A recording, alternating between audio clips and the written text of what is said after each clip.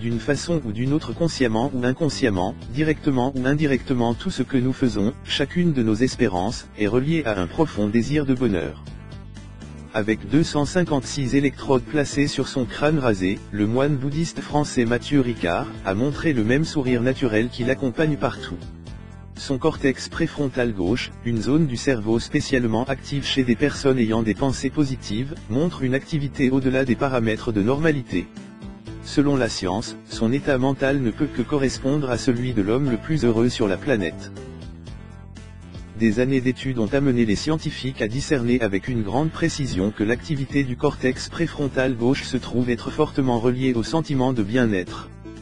Tandis que les états émotionnels négatifs laissent leurs impressions dans la zone préfrontale droite. Les études ont révélé que les possesseurs de cerveaux heureux n'étaient pas ceux ayant réussi le mieux sur les plans économiques ou matériels, mais plutôt appartenant à un groupe différent comme les Tibétains et les professionnels de la méditation.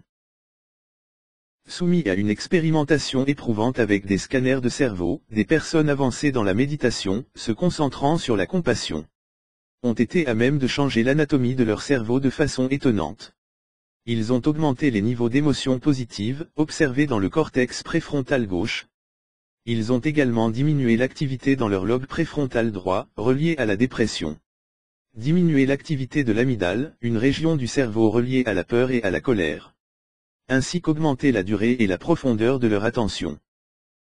Les scientifiques en ont conclu que la compassion produite par certains types de méditation peut rendre le cerveau serein, atteignant un état de bien-être. Le bonheur des personnes pratiquant la méditation consiste en un état dans lequel on constate une absence de peur et un contrôle complet sur ses émotions.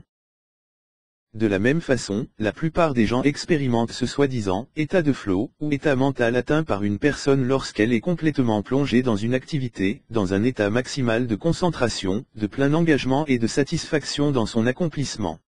Selon le Dr Daniel Goleman, devenu célèbre avec son livre Intelligence émotionnelle, reconnu internationalement pour sa contribution dans le domaine de la psychologie, des gens deviennent si absorbés lorsqu'ils sont dans cet état, que leur attention et leur conscience se mêlent à leurs actions.